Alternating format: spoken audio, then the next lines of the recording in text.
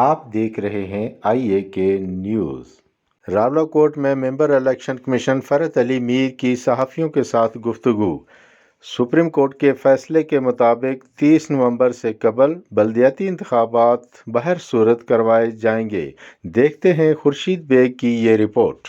ممبر election commission فرحت علی میر نے راولاکوٹ میں صحافیوں سے گفتگو کرتے ہوئے کہا ہے کہ آزاد کشمیر میں بلدیاتی انتخابات 30 نومبر سے پہلے بہر صورت کروائیں گے۔ ووٹر فہرستوں کی تیاری، درستگی اور وارڈ بندیوں کے معاملات بھی یکسو کر لیے گئے ہیں۔ فنڈز اور سیکیورٹی کے لیے کوئی رکاوٹ درپیش نہیں۔ امیدواران کے لیے کم از کم عمر 25 سال اور میٹرک کی شرط برقرار ہے۔